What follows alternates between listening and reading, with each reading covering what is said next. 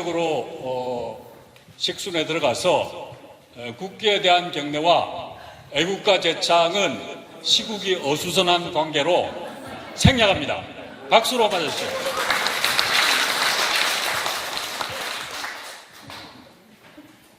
그러면 역시 이 관료적인 그런 느낌이 나도록 좀 식순의 분위기를 잡도록 하겠습니다.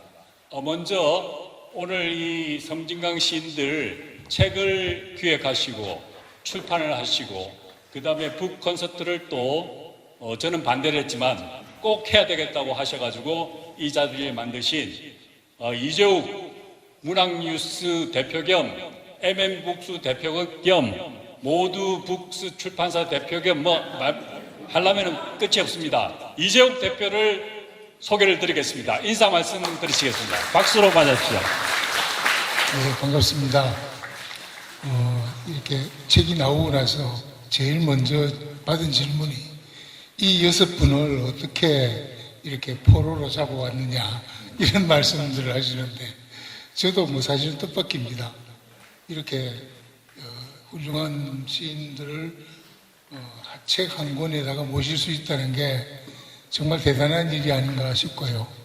그 비결이 다른 건 아니고 그 섬진강이라는 시의 강을 서울로 그냥 끌고 온 겁니다. 더군다나 오늘 행사까지 이렇게 이어질 수 있도록 시집이 행사가 되고 행사가 또 오늘 이렇게 정말 자리를 꽉 채워주신 여러분들 덕분에 좋은 자리가 될 것 같습니다. 일단 제가 말씀드리는 것보다는 시인님들 한 분 한 분 말씀 듣는 게 더 우선이겠죠. 일단 감사합니다.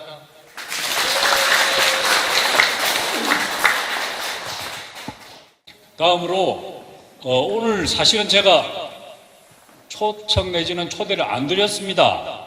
그런데 이 시집을 그 전에 보시고 시가 너무 좋다. 지금 상당히 몸도 불편하심에도 불구하고 오늘 이 자리에 나와서 격려를 하시겠다고 나오신 이무기 국내 정상급 문학평론가 되시겠습니다. 반갑습니다. 이무기입니다. 정상이라고 하니 정상급이라고 하니까 참 화도 내가 나오면 안 될 것 같은데 사실 오늘 제가 작년에 섬진강 쪽에 오랜만에 갔었는데 또 어떻게 보면 같이 보고 싶은 사람들이 있어서 보고 싶은 사람들 보러 왔습니다. 오래간만에 저도 인사동에 온 것 같고요. 제가 생각하는 섬진강 시인들 몇 명이 6분이시던데 저는 시를 보는 눈이 저마다 다 각각 다르겠지만은 저는 얼마 전부터 굉장히 이 장소를 중요시해요. 장소. 서양 시간과 장소가 있다면 공간을 중시하는데 섬진강이라는 데가 지리산 섬진강 이가 굉장히 우리 한국에서 우리 이 땅에서 굉장히 중요한 지역이라는 건 여러분들 다 아실 거고 그래서 그냥 서울 중심이나 이런 표현이 맞는지는 모르겠지만 중앙 집권적인 그런 문학 풍토에서 이런 섬진강 유역의 시인들이 모여서 저마다의 고유한 시 정신, 시혼으로 시를 썼다는 것 자체가 굉장히 중요한 의미를 갖는다고 저 나름대로 생각하면서 왔습니다, 사실. 그 이전에 이제 다 내가 좋아하는 시인들이고 개인적으로 참 존경할 만한 시인들이기 때문에 보고 싶어서 왔습니다만은 굳이 이제 오면서 기차를 타고 오면서 일산에서 왔습니다만 생각을 해보니까 이 섬진강 이러한 저마다의 그 섬진강을 중심으로 해서 저마다의 그런 자기 문학성을 발휘하는 것이 앞으로의 한국 문학의 어떤 건강한 전개를 위해서 굉장히 소중한 의미를 갖겠다, 그냥 그런 생각을 한편 했습니다.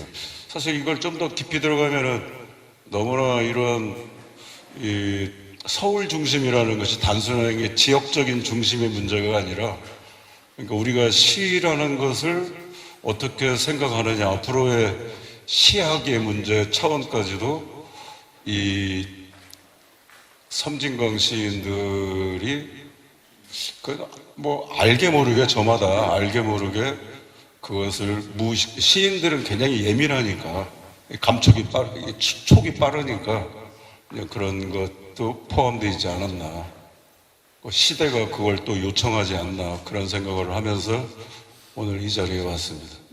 예. 그래서 아무튼 축하드리고 반갑습니다. 이걸 끝내겠습니다. 죄송합니다. 나머지 남은 말씀은 뒤풀이에서 맨정신으로 할 수 있겠습니까? 그래서 뒤풀이를 기대를 해주시면 대단히 감사하겠습니다. 오늘 북토크의 주역들 소개를 먼저 드리겠습니다. 먼저 오봉욱 시인 겸 서울디지털대학 교수님 나오셨습니다. 그 다음 앉은 왼쪽 순서로 소개를 드리겠습니다. 이원규 시인 나오셨습니다. 오늘은 오토바이를 안 타고 그냥 버스를 타고 오셨다고 합니다.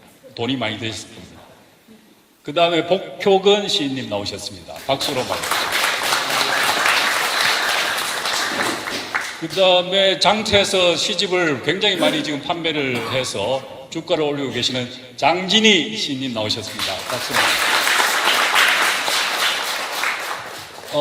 지금 영화 촬영 겸 헌팅에 정신이 없는데 일단은 북콘서트를 해야 되기 때문에 오신 백악기 영화 감독 겸 영화 배우 겸 시인 겸 시나리오 작가 나오셨습니다.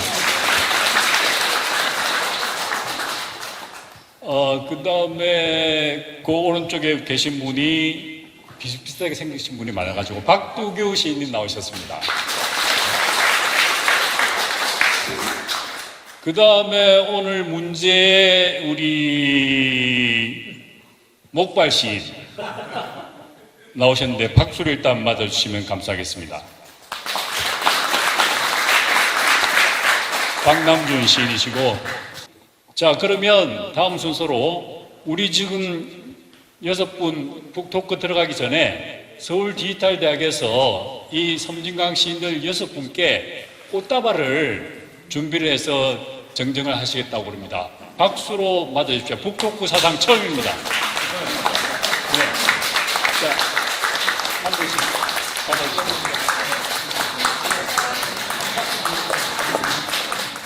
반갑습니다. 저 시슨 오봉옥입니다. 반갑습니다.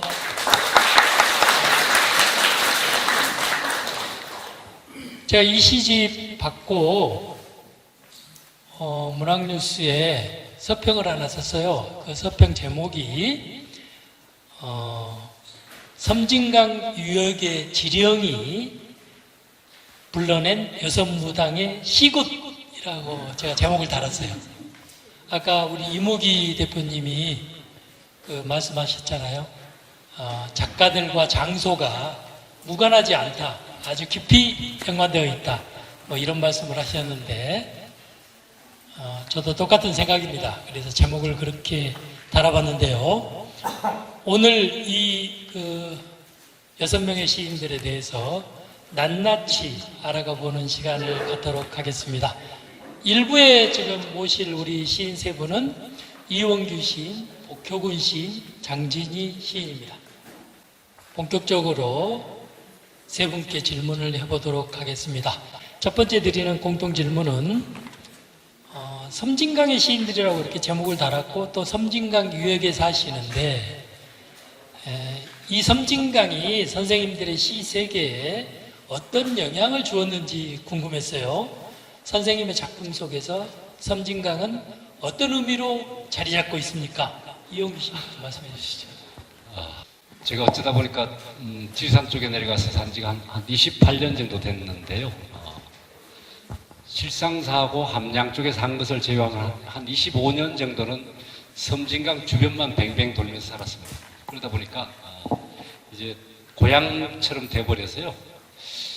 섬진강을 따로 늘 의식하고 살진 않고 그냥 섬진강에 그냥 물고기처럼 또는 철새처럼 여기저기 헤엄쳐다니는 물고기처럼 살고 있다는 느낌밖에 없어서 글을 쓰다 보면 자연스럽게 그냥 섬진강이 나오게 되더라고요. 풍경에 반쯤은 젖어든 것 같습니다. 타양인데도 불구하고 낙동강 출신인데 섬진강에 살고 있는 이상한 족속입니다.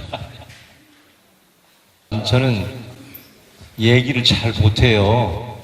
글도 잘 쓰지, 뭐 요리도 잘하지, 잘생겼잖아 또. 근데 이 말을 재미있게 못해가지고 이 나오는 게 굉장히 오는 걸 꺼려 했는데, 저 오늘 풀 뽑다가 왔어요. 시골에 살아요. 근데 퇴직하고 사람도 안 만나고 그러다 보니까 사람이 그리워서, 더구나 이렇게 쟁쟁한 시인들을 언제 볼 수 있어요? 좀 보고 싶어서 왔어요.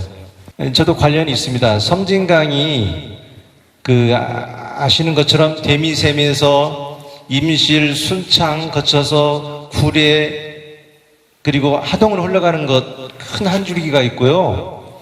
또 큰 한 줄기가 남덕유산에서 남원을 거쳐서 남원 대강 그리고 곡성에서 본류와 만납니다.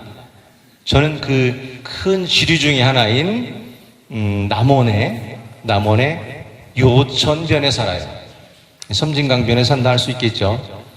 어려서는 제가 섬진강을 아주 자주 다닐 수밖에 없었어요. 제 큰 누나가 동네 후배하고 눈이 맞아가지고 도망가 산 곳이 섬진강 배화마을입니다. 그래서 엄마가 몰래 반찬 만들어주면 시외버스 타고 가져다가 누나 갖다 주곤 했어요. 그래서 누나가 정식으로 결혼한 다음에는 그 강변에 나가서 그 제첩 쪽에도 잡고 숭어도 잡고 막 그랬습니다. 섬진강과는 뗄래야 뗄 수 없는 그런 사이이고요. 제 등단작이 제목이 새를 기다리면인데, 새를 기다리며. 이모기 선생님, 제 등단작 제목이 뭐라고요? 아유, 듣고 계시네요. 예, 짧게 해야 되나요? 섬진강, 어느 강이나 마찬가지지만 상류에는 바위가 많아요. 울퉁불퉁한 바위들이 뭐 계곡을 따라서. 중류쯤 오면 이제 모래가 조금 보이기 시작하고, 하류에 가면 그 바위들이 다 부스러지고 삭고 닳아서 모래벌이 펼쳐지죠. 이원규 시인 집 앞에 드넓은 모래벌이 펼쳐져 있습니다. 그 바위가 닳고 닳아서 저 모래가 되고, 그 모래벌에는 물새들이 알을 낳아서 알을 까고 새들이 부화하여 날아오릅니다. 물새떼가 날아오르죠. 우리 어머니의 삶이 그랬던 것 같아요. 가진 고생 다 하시면서 모진 그 삶을 살아오시다가 그 바위들을 다 사겨내고 이제 고운 언어로, 그리고 아주 결고운 그런 삶으로 노년을 보내시고 그렇게 돌아가셨습니다. 그 어머니의 삶을 강에 빗대어서 제가 새를 기다리며라는 시를 썼습니다. 그래서 오늘 섬진강 시인으로 여기 나올 만하죠? 예, 그래서 나왔습니다. 반갑습니다. 예. 저는 섬진강 중에서도 또 다른 지류인 보성강이라고 있거든요. 아마 우리나라에서 남쪽에서 북쪽으로 흐르는 거의 유일한 강일 거예요. 그 보성 등량만이 보이는 일림산이라는 데서 바다가 코앞인데 일림산에 막혀서 거꾸로 흐르다가 이제 제가 사는 곡성 죽곡, 보성강이라고 부르는데, 죽곡 제가 사는 데는 그 조태일 문학관이 있는 태안사 입구, 그 태안교 바로 옆에 강변 마을이거든요. 근데 제가 그 37에 귀농을 해가지고 처음에는 무주 살다가 한 7, 8년 살고, 진도에서 한 7, 8년 살고, 이제 귀농한다고 이제 돈도 안 벌고 맨날 농사 짓고 뭐 수렵 채취하고 이렇게 살다 보니까 나중에 이제 아들이 엄마는 돈도 안 벌어주고 막 이래가지고 할 수 없이 이제 뭐 학교 선생님도 좀 하다가 어쩌다가 미역장실을 시작을 해서 나 진도 살던 마을에 있는 미역장실을 시작을 해서 이제 장터를 막 돌아다녔어요. 5만 군데를 돌아다니다가 곡성 여기 죽곡에 왔는데 와 엄청 좋더라고요. 그래서 이사 와서 가지고 지금 13년째 살고 있는데 제가 사는 데는 그 4대강 피해를 개발 그 피해를 안 입어가지고 그 천연 그대로예요. 개발이 안 돼서. 그래서 그냥 저는 그게 참 좋아요. 그러니까 늘 생활이죠. 왔다 갔다 하면서 맨 강을 보고, 그러니까 나도 모르게 그 강의 기운들이 나를 데리고 다니는 이런 느낌 많이 받거든요. 그리고 제가 이제 장터를 옛날에는 닷새 중에 4장도 다니다가 막 이러다가 지금은 이제 나이도 먹고 해가지고 아들도 다 크고 해서 이제 구례장 하나만 다니는데 우리 집에서 구례까지 가는데 계속 강 따라가요. 보성강 쭉 따라가다가 압록에서 섬진강 본류하고 만나면 거기 따라서 계속 이제 구례구역 강을 쭉 건너가다가 다리 건너서 이제 구례장에 가는데 우리나라 도로에 보면 한국의 아름다운 길 막 이런 표지판 있잖아요. 저는 출퇴근길이 매일 그 아름다운 길을 가고 있거든요. 근데 이제 그 시골 살다 보면 시골도 이제 하도 그 개발 많이 되고 문명의 흔적들이 막 박혀 있고 이러다 보니까 순정한 자연이 되게 그리울 때가 많아요. 보면은 순정한 자연을 만나면 와 옛날 사람들은 시가 그냥 저절로 나왔겠다 이런 느낌이 있거든요. 근데 그런 저절로 시가 나올 수 있는 자리에 나를 좀 데려다 놓고 싶은 아까 장소 말씀하셨는데 그래서 어쩔 때는 그 장소에 나를 딱 데려다 놓으면 시가 저절로 나오겠다 막 이런 느낌이 들 때가 있거든요.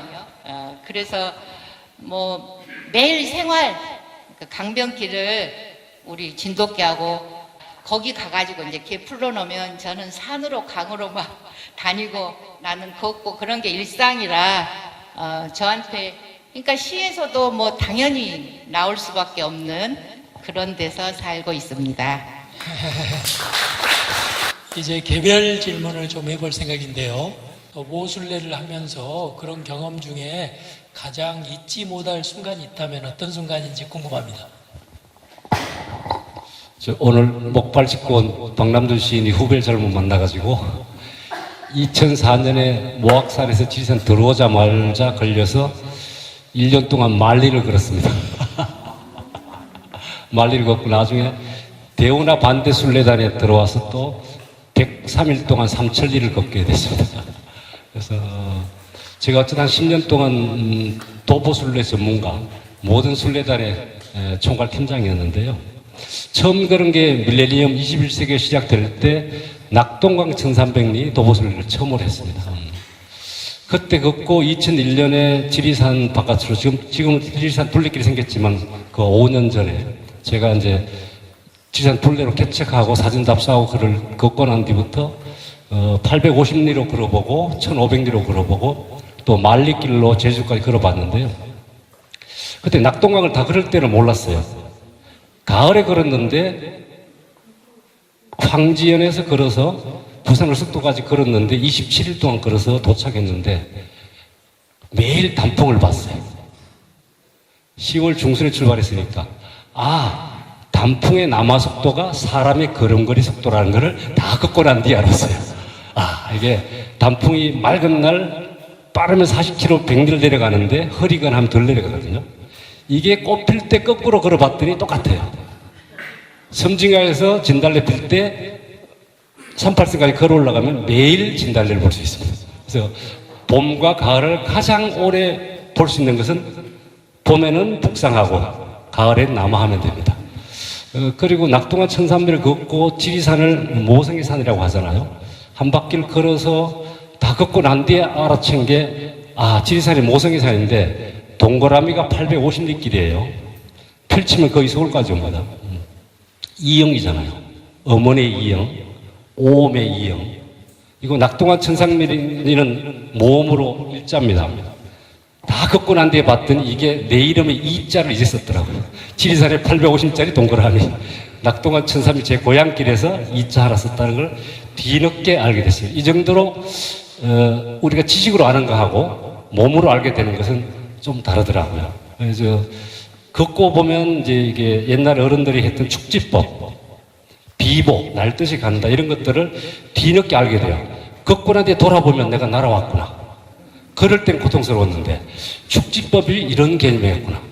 어떤 사람은 평생 천리도 못 걷는데 어떤 사람은 10만리도 걸을 수 있고 한 사람이 태어나서 죽을 때까지 계속 걸어가면 달나라까지 갈 수 있다는 걸 알아챘습니다. 100만리입니다. 달까지 가. 잘하면 걸어갈 수 있을 것 같아요. 복교근 선생님에게 한번 물어보려고 그러는데요. 복교근 선생님은 전라북도의 대표 시인 중에 한 사람이고 또 전통적 서정시를 쓰는데 늘 역사를 응시하는 그런 시인이거든요. 그래서 복교근 시인과 가장 잘 어울릴 만한 시인이 전라북도에서는 신석정 시인이 있어요. 그래서 두 분의 이미지가 많이 겹친다 개인적으로 그렇게 생각하는데 제 시가 순수 서정의 한 면목이 있고 또 우리 역사를 도외시하지 않는 그런 측면이 있고 또 그게 또 하나로 어우러져 있고 이런 측면이 있다는 말씀 같은데 그런 것 같습니다. 짧게 말씀드리죠. 제가 본래 시를 했던 게 아니고 그림을 그리다가 포기하고 시를 읽으면서 소월시부터 접했어요. 그래서 제가 쓴 시에 소월이 배어 있고 우리 전통 서정이 배어 있을 수밖에 없을 것 같습니다. 그리고 제가 살아온 시대가 제가 아주 젊었던 시대가 80년대 그 즈음이다 보니까 우리 사회에 대한 우리 역사에 대한 관심 없이는 안 됐잖아요. 그러다 보니까 우리 전통 서정의 이 역사의식이 이렇게 결합될 수밖에 없었고 그 점이 또 신석정 시인과 닮아 있다 이런 평가도 할 수 있겠습니다. 그런데 신석정은 신석정이고 또 복표건 또 복표건이죠. 앞으로 어떤 시가 쓰여질지는 모르겠습니다. 어떤 시를 쓰든 간에 우리 사회 역사를 외면하는 일은 없을 것 같습니다. 장진희 선생님의 양력을 보니까 굉장히 흥미로웠어요. 5일장에서 미역을 파는 장돌배기로 살면서 거기서 만난 사람들의 이야기를 전라도닷컴에 연재를 하고 계시거든요. 그래서 많은 사람들이 입으로 회자되더라고요. 그래서 그걸 여쭤보고 싶어요. 전라도닷컴에 연재한 글 중에서 꼭 이 자리에서 소개시켜주고 싶은 그런 내용. 저로서는 한 편 한 편 쓸 때마다 예를 들어서 죽을 때 돈도 못 가져가고 명예도 못 가져가는데 이렇게 가슴에 느낌을 가져갈 수 있다면 다 가지고 가고 싶은 사람들이에요. 그러니까 다 감동이었고 그다음에 제가 지금은 사람이 되게 착해졌는데 그전에는 되게 날카롭고 그랬거든요. 그런데 장터 다니면서 정말 많이 착해졌어요.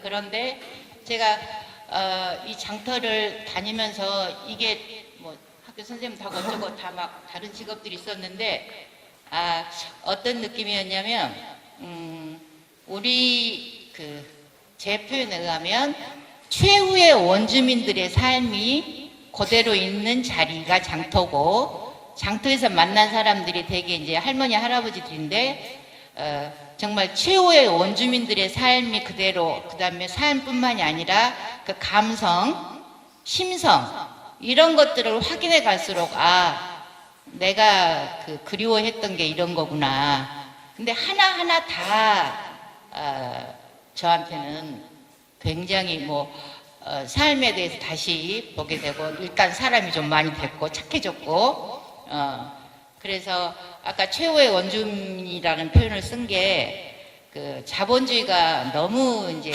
극악스럽고 어디 가서 진짜 끼어들 데도 없는데 지금도 장터에서는 재밌는 일이 진짜 많고요. 뭐 나중에 뭐 기회가 되면 뭐 근데 전라도닷컴이 이거를 하자고 그랬을 때 저는 되게 기뻤어요.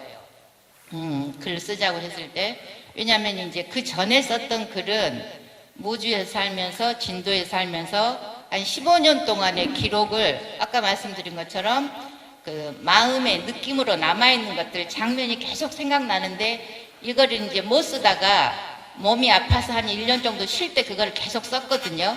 근데 그 지금 그렇게 쓰라고 하면 못 쓸 것 같이 저한테는 되게 그 뭐 갖고 가고 싶은 장면들로 있었는데 그러고 나서 이제 장터에서도 계속 그 가슴에 남아있는 사람 장면들이 계속 이렇게 가슴 속에 이렇게 채여 있었는데 전라도닷컴에서 그거 쓰자고 하니까 되게 좋아가지고 지금 한 5년째 계속 쓰고 있거든요. 정말 저는 장터에서 혹은 시골에 살면서 할머니 할아버지들 속에서 그 심성, 그러니까 우리 원래 백이민족이 가지고 있었던 그 심성, 그거를 만나면서 지금 되게 배짱이 생기고 좀 든든해졌어요. 예를 들어서 이렇게 지독한 시국에도 그 뭐랄까 속에 있는 사람들 속에 있는 그런 심성이 발현되고 그게 결국은 인류를 구하리라 뭐 이런 믿음까지 생길 정도로 우리가 잃어버렸던 정서나 어떤 심성 이런 것을 저는 아주 소중하게 찾고 있습니다. 이원규 시인 하면 또 사진을 빼놓을 수가 없죠. 이분이 그 야생화하고 전국 오지를 다니면서 야생화를 정말 많이 찍었고 또 별 사진이 정말 전시회도 많이 했죠. 근데 그게 짧게 그 1, 2년 하다 마는 게 아니라 오랜 세월을 그렇게 하더라고요. 그래서 정말 저는 궁금했어요. 무엇 때문에 그 긴 세월을 그렇게 오지를 다니면서 사진을 찍을까? 야생화를 찍고 별을 찍었거든요. 그 이유도 한번 말씀해 주시죠. 저는 예전에 사진에 관심은 예전부터 좀 있었는데요. 잠깐 기자할 때도 사진 기자들하고 오래 출장을 다니고 해서 관심 많았는데 그때는 제 길이 아니라 생각했습니다. 카메라도 비싸고 또 암실이 있어야 되고 현상을 해야 되고 이거는 가난한 시인이 갈 수 있는 길이 아니다 해서 포기했었는데 이제 디지털 시대가 되면서 사진은 박남도 시인이 먼저 했고요. 그리고 박백호 했었고 또 저는 야생화 사부님이 섬진강 시인들의 한 분인데 사실은 구례산의 김인호 시인 그 다음에 인부수첩을 냈던 노동자 시인이 김혜화 시인이 야생화 사진을 일찍이 먼저 했었고 저희 사부님들입니다. 근데 제가 지리산을 걷고 낙동강을 걷고 하는 와중에 보니까 문자로 남기는 기록도 있는데 사진 기록이 굉장히 중요한 것 같더라고요. 그런 와중에 꼭 문자를 시로 써야 할까 이런 의심도 좀 든 적이 있습니다. 문득 그래서 사진 한 장이 시가 될 수는 없을까 뭐 이런 고민들을 하는 와중에 이제 산 해발 1000고지 이상의 안개와 구름 속에 아무도 안 봐주는 야생화, 안개와 구름 속에 야생화, 그 다음에 안개와 구름이 오지 않을 때 맑은 날, 비 오는 날만 산에 올라갔으니까 맑은 날은 별이 나오니까 이제 저 하늘의 별, 이 땅의 야생화 별, 그 사이에 걸어다니는 인간, 사람이라는 별.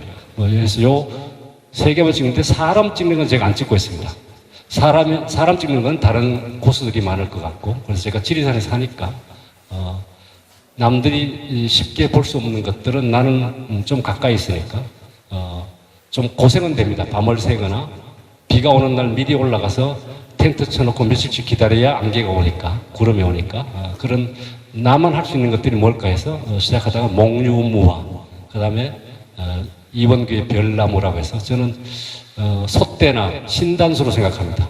사람과 하늘을 이어주는 그 안테나 같은 역할이 우리나라의 토종 나무에 별이 내려온다는 걸 찍고 싶어서 기록 이제 거의 다 1차 마무리돼 갑니다.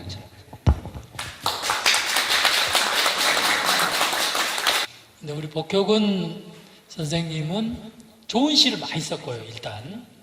그리고 시집을 많이 냈어요. 저보다 훨씬 많이 냈더라고요.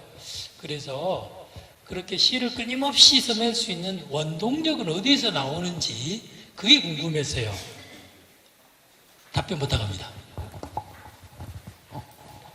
이제 여러 정상급의 약간 자꾸 강조하죠. 정상급의 우리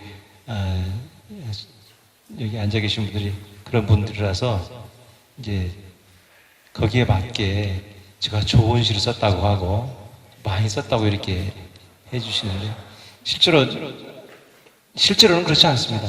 좋은 시를 써본 적이 없고 시도 게을리 썼어요. 제가 굉장히 게으릅니다. 그런데 한 가지 맞는 말씀은 늘 써요. 늘 쓰고 그렇게 늘 써야 되는 이유는 시가 여러 가지 뭐 시의 효용을 얘기할 수 있겠지만 저는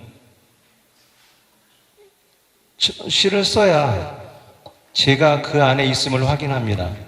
내가 오늘 뭐 하고 살았고 어떤 생각을 했고 또 어떻게 살아야 할 것인가를 시를 통해서 확인하기 때문에 계속 썼고 쓰고 있고 또 앞으로 쓸 것입니다. 뭐 그 이유밖에 없어요. 제 이름을 여기 와서 처음 듣는 분들이 아마 많을 겁니다. 박남준, 뭐 여기 저 이원규 다 아시잖아요. 제 이름 아시는 분 없잖아요. 네. 예. 그래서 시집을 내서 뭐 크게 알려진다거나 뭐 상을 받는다거나 몇 수회를 찍고 이건 기대하지 않습니다. 또 젊었을 때는 그런 기대도 했었죠. 이제 나이 40이 넘고 보니까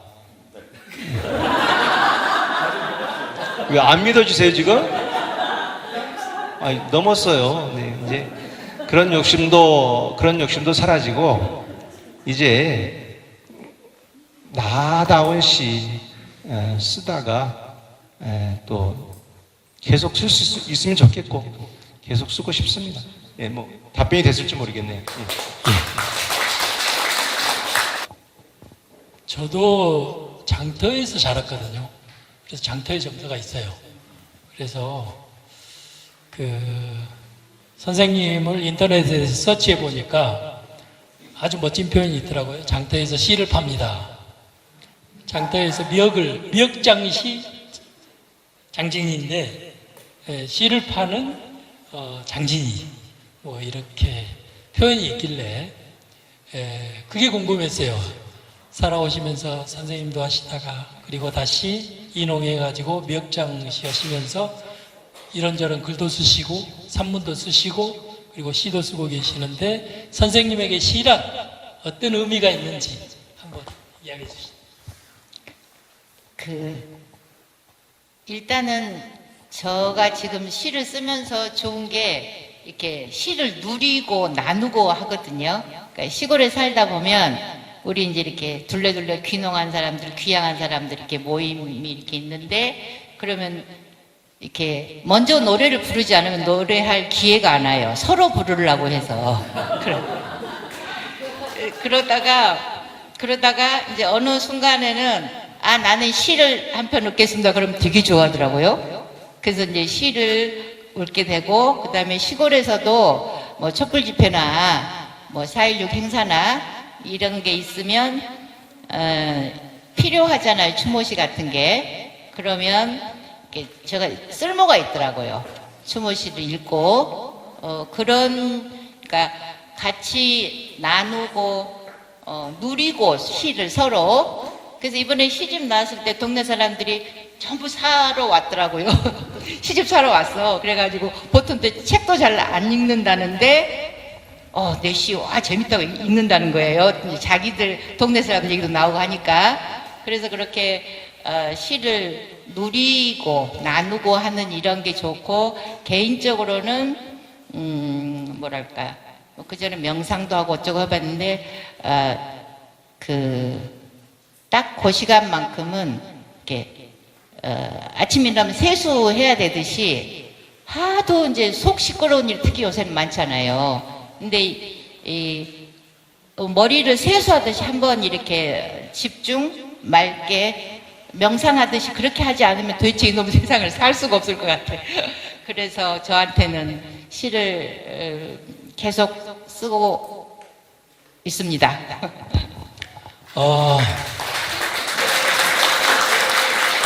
우리 2부 시인들 모시도록 하겠습니다.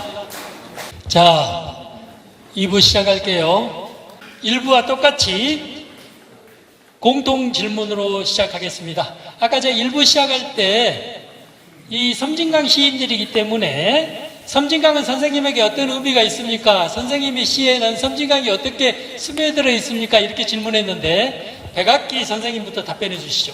저는 전북 전주 사람입니다. 낳기는 고창 성내에서 났는데 어렸을 때부터 그 강이 주는 의미가 있잖아요. 저는 개인적으로 전북의 강이라고 하면 동진강, 또 만경강, 또 저쪽 군산에서 충청도 쪽으로 하면 금강, 뭐 이런 강들이 있는데 어렸을 때부터 그 강에 대한 그 나름대로의 생각과 사유가 참 좋았던 것 같습니다. 그런데 제가 섬진강을 이렇게 제대로 알게 된 것은 물론 여기 다른 분들 다 마찬가지겠습니다만은 저는 영화 촬영을 하러 본격적으로 섬진강을 가서 섬진강하고 인연이 됐어요. 그래서 지금 한 4, 5년 정도 됐는데 여러분들 가셔보신 분은 아시겠습니다만은 임실과 순창의 경계가 있는데 그게 순창 동계예요. 제가 기억하는 바로는 우리나라에서 제일 폭설이 많이 오는 곳입니다. 전북 순창 동계가. 거기 섬진강에서부터 아래쪽으로 이렇게 쭉 내려가는 그 구간이 용골산, 체계산 이런 아주 멋진 산들이 있어요. 그런데 그 순창 동계의 그 용골산 아래 이 부분이 영화 촬영들을 많이 했어요. 이광모 감독의 그 아름다운 시절 같은 6.25를 배경으로 한 1950년대를 배경으로 한 그런 영화도 거기서 촬영을 했고 또 조금 한 마당 내려오면 그 박찬욱 감독의 복수는 나의 것을 마지막 엔딩 장면을 거기서 찍었어요. 그리고 또 이렇게 아래쪽으로 이렇게 내려가면 순창의 24km 구간인데 섬진강이 저는 한나절 그러니까 하루 동안 한나절 3시간 걷고 잠깐 점심 먹고 또 한나절 걸어서 순창의 섬진강 구간을 다 걸었습니다. 그 정도로 매력이 있어요. 물론 다른 구례, 하동, 광양까지도 다 아름답습니다만 그런 어떤 섬진강이 저한테는 어떤 시에 혹은 영화에 그런 이미지 만드는데 도움이 된다고 볼 수가 있겠습니다. 구례라는 곳이 지금 살고 있습니다. 구례로 가서 살아야 되겠는데 어디서 살까 생각하다가 처음에는 거기는 지리산에서 이렇게 계곡 근처로 들어가서 살면 좀 조용하니 좋겠다 이런 생각을 했었는데 여건이 안 맞아가지고 우연히 섬진강가에 있는 그 집을 하나 얻게 됐습니다. 그래서 제 뜻과는 달리 강에서 17년을 나고 있는데 처음에는 좀 불편한 듯 했어요. 강이라는 데가. 여러 가지 이유가 있겠지만 아무튼 편하지는 않았습니다. 그러다 계속 산으로 들어가고 싶은 생각이 많았는데 살아보니까 그런 대로 또 적응이 돼서 지금은 강을 바라보는 시간이 아무래도 많고 집이 바로 강가에 있다 보니까 그 흘러가는 것만 매일 한 번씩 쳐다봐도 뭔가 도움이 될 수 있지 않겠냐 그냥 이런 생각으로 지금까지 왔습니다만은 아직도 뭔지 모르겠습니다. 아마 오늘 이 북토크 참여한 그 6 시인 중에서 가장 강에 가까운 발자국 떨어져 있지 않는 곳에서 살고 있는 시인이 박두규 시인입니다. 저는 강과는 조금 떨어져 있고 멀리서 아주 멀리서 강을 바라보고 생각하고 그러는데요. 이 지금 시집에 실려 있지 않는 시 중에 그 상처받은 자에게 숯부쟁이 꽃들이라는 시가 있는데 그게 제가 제일 처음 섬진강에서 만난 그런 그 시거든요. 뭐냐면은 그때 사랑에 실패를 해서 버스를 타고 가다가 어떤 그 저건 강이 보이길래 내렸어요. 그때 당시에는 저 막 그 내려달라고 하면은 그 정류장이 아닌데도 운전하시는 분이 내려줬어요, 기사님이. 그래서 막 내려달라고 그래가지고 내려서 강을 따라서 이렇게 걸어갔는데 그때 내 그 등을 두드려주면서 내가 우는 그 등을 두드려주면서 했던 게 숯부쟁이였거든요. 그 섬진강과 만나면서 이제 어느덧 또 섬진강에서 살기도 했었고 저 임실에서도 한 1년쯤 살았습니다. 그때 그런 기억들이 있어가지고 나무, 폭포 그리고 숲이라는 그런 시를 쓰기도 했고 이제 또 어떤 이제 나이가 조금 좀 들어서 먼 강물의 편지라는 이 시집에 있는 그리고 좀 더 이제 좀 강물을 흐르는 대로 그냥 바라볼 것 같아서 편하지 않고 뭐 그런 것을 떠나서 이제 흐르는 대로 바라볼 것 같아서 저녁 강이 숲에 들어라는 그런 시를 쓰게 됐는데 강은 뭐 그렇게 이제 불편하기도 하고 또한 그냥 이제 바라보기도 하는 그런 시로 제게는 다가왔습니다. 백악기 선생님은 시인이자 여러분도 아시다시피 영화감독으로 살아오셨습니다. 배우도 하셨죠. 영화와 시는 모두 이미지 예술이잖아요. 그런데 우리 백악기 시인이 만든 영화를 저는 다 봤어요. 근데 그 영화들이 다 시 같은 영화였어요. 그래서 한편으로 걱정돼요. 저렇게 해서 흥행이 될까? 시 같은 영화였어요. 그래서 여쭤보는 것인데요. 그런 시 같은 영화를 만들어 온 그런 경험이 시를 쓰는 데는 어떤 영향을 주고 도움을 주는지 궁금합니다. 죄송합니다. 돈 안 되는 영화를 만들어서 죄송합니다. 저는 어렸을 때부터 꿈이 사실은 영화였어요. 그리고 이제 어떤 계기로 해서 제가 글을 쓰게 돼서 이렇게 시인이라는 명함을 이렇게 달았습니다만 저는 스스로 시인이라고 생각한 적은 없습니다. 한 번도. 근데 우리 지금 오봉옥 교수님께서 말씀을 금방 하셨는데 이미지 면에서 시와 영화 그 이미지 면에서 굉장히 닮아 있는 또 유사한 또 맥을 같이 하는 부분들이 굉장히 많습니다. 제가 좋아하는 일본에 지금 고인이 됐지만 구로사와 아키라라는 감독이 있습니다. 7인의 사무라이라든가 뭐 라쇼몽 이런 거 만든 감독이신데 그분이 한 말이 있어요. 영화는 카메라로 쓰는 시다. 저는 그게 제 삶의 모토가 됐습니다. 그래서 제가 영화 현장에서 영화를 이렇게 앵글로 이렇게 사물이나 풍경을 이렇게 바라볼 때 드라마와 달리 영화는 필름이 굉장히 유장합니다. 그러니까 사물이나 풍경을 이렇게 트래킹 해서 이렇게 들어가거나 나오거나 느리게 팬하거나 이런 장면들이 어떤 사물이나 풍경이나 어떤 언어를 대할 때 굉장히 저한테 시적인 어떤 이미지하고 같이 그런 맥락에 있지 않나 저는 이제 그런 생각을 합니다. 우리 박남준 시인 하면 또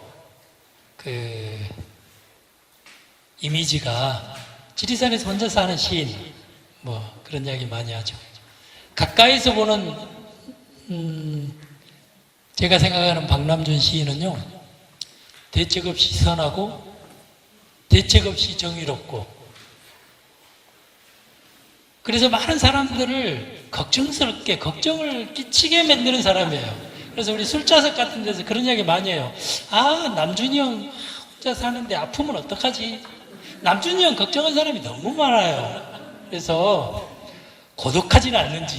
시인이라는 존재는 그 대중 속에 있어도 사실은 고독해야지 비로소 시를 만나는데 좀 고독할 틈이 없어요.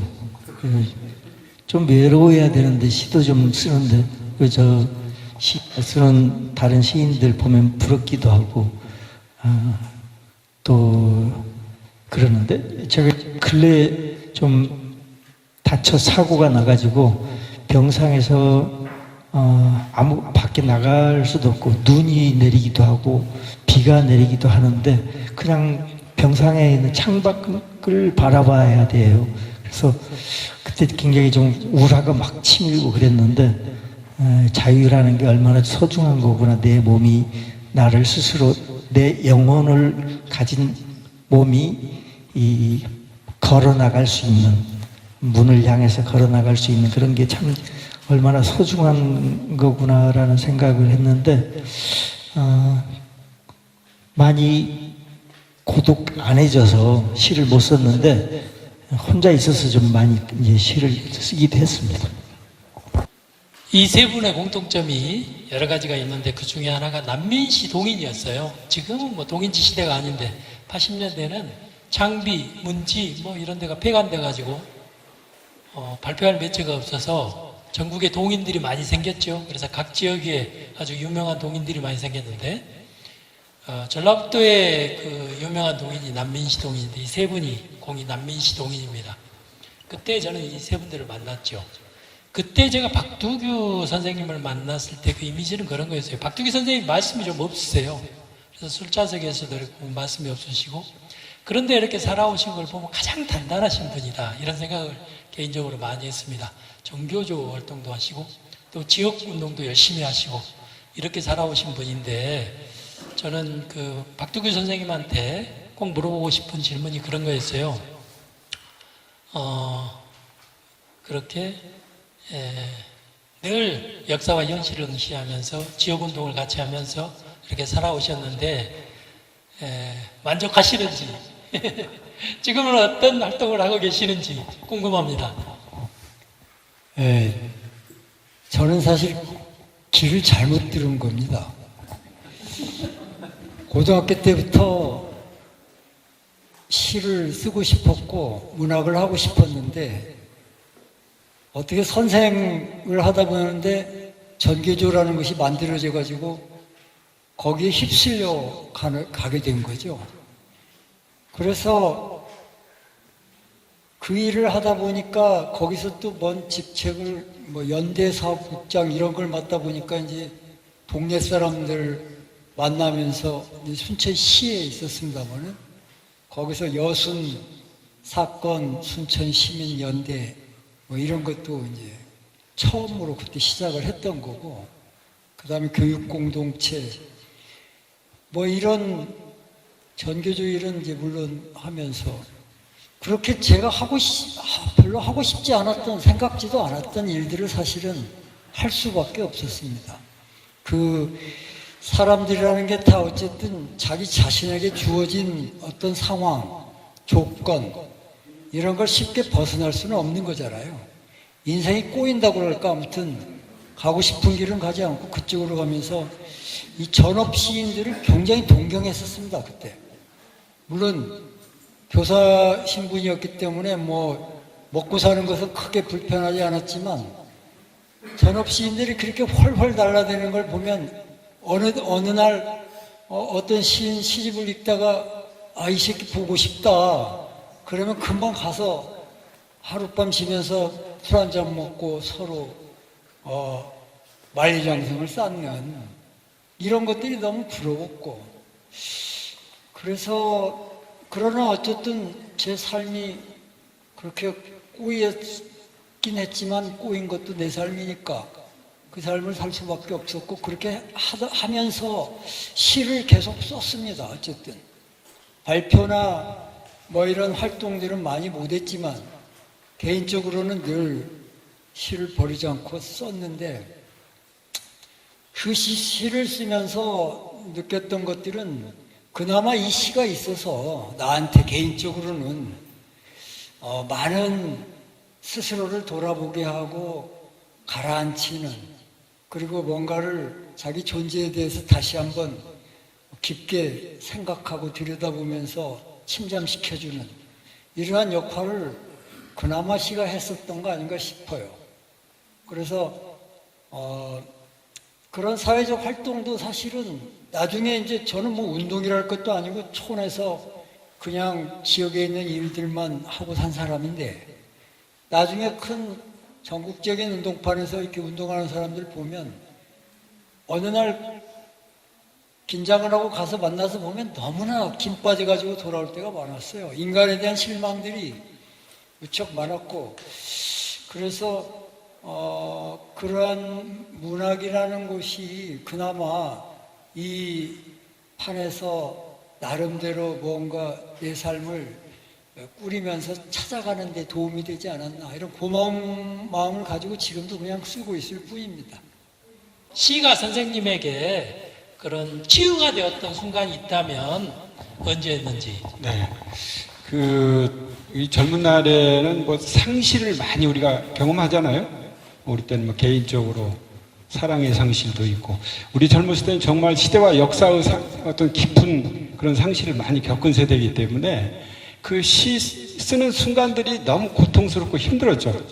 그런 순간들임에도 불구하고 저는 그 젊었을 때 썼던, 제가 이쪽 왕십리 살 때 마장동 참새라든가 혹은 뭐 불 꺼진 용서 간이역에서 떨고 있는 뭐 나의 시는 뭐 이런 시를 쓸 때 굉장히 고통스러우면서도 어떤 환희라는 표현은 좀 그렇습니다. 아무튼 기쁜 마음이 되는 그런 걸 경험이 됐던 것 같아요. 그러니까 그런데 결과적으로는 저는 꼭 뭐 마장동 참새도 그렇고 불 꺼진 용서 간이역에서도 그렇고 마지막 행간 열로 갈 때에는 그걸 고통스럽고 어둡게 마무리하고 싶지는 않았어요.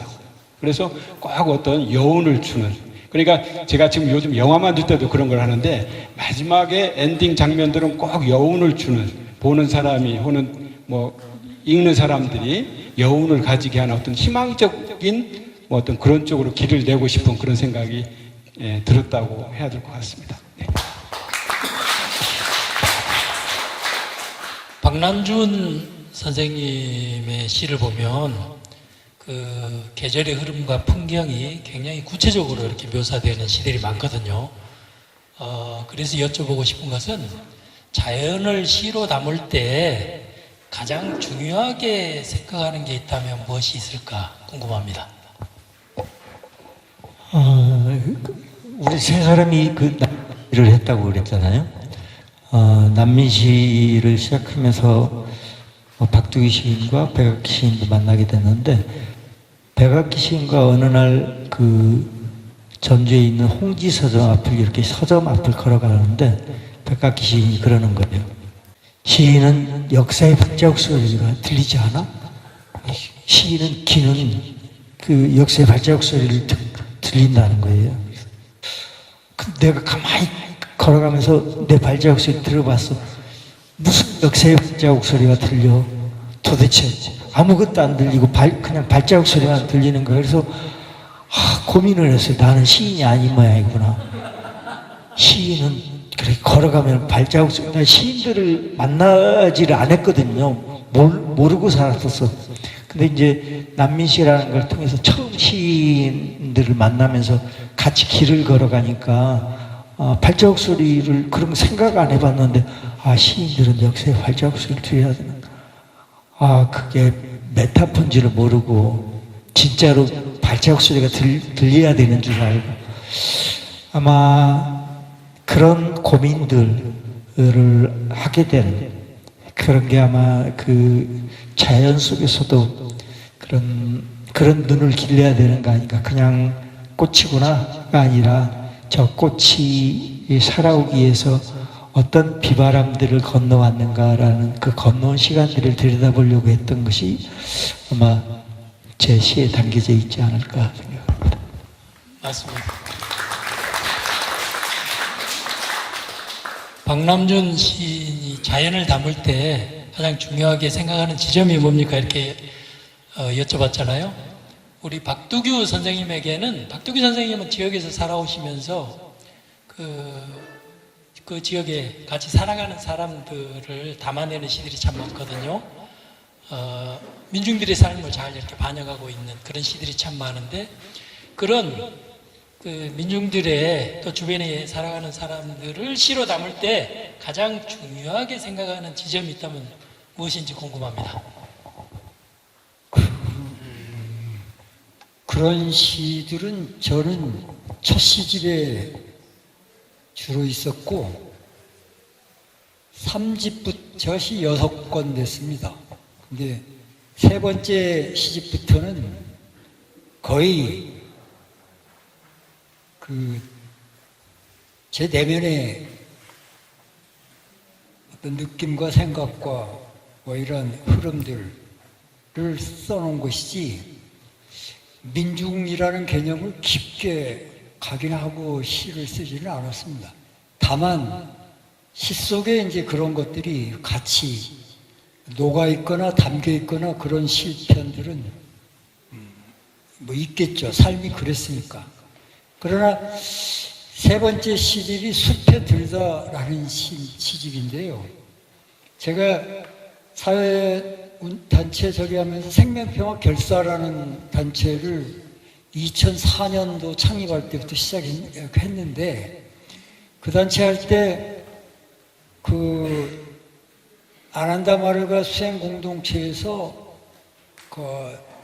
다다의 반열에 오른 치따란잔 아난다라는 수행자가 있었어요. 그분이 그 생명평화 결사를 찾아왔어요. 우리가 오라고 오지도 않고 그랬는데, 그분이 생명평화 결사에 제가 그때 사무총장인가 뭐 하고 있을 때인데 아무튼 와서 자기도 일을 좀 같이 하고 싶다 그러시더라고요. 그러면서 그쪽에 그분하고 깊게 만나게 되다 보니까 계속 그때부터 제 시가 달라졌어요.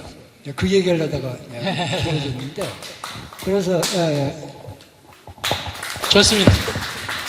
선생님에게 시란 무엇입니까?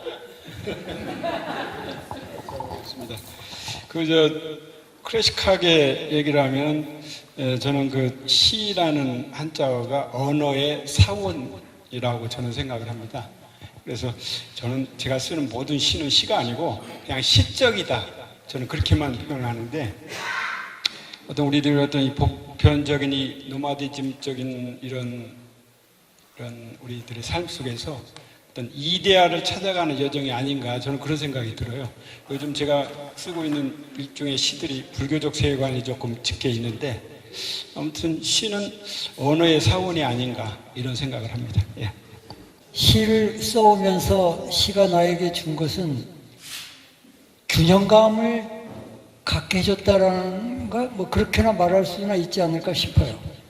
말하자면 우리는 어떤 정신적인 편향들을 늘 가지고 대부분 사람들이 살고 있는 편인데, 그러한 시를 쓰는 과정 속에서 내가 어떤 그 체험과 혹은 사건과 무엇과 개인적인 무엇을 가지고 시를 쓰는 과정에서 그런 균형감을 되찾게 해주는 듯한 고마움, 시를 써온 것이 너무 나는 고맙다는 생각밖에 없어요. 시는 아직도 잘 모르겠습니다. 세상을 의리라고까지는 가지 않아도 그 상처를 어루만져주는 손길. 오늘 그 북 콘서트는 여기서 마치도록 하겠습니다. 사회자를 넘길게요. 네.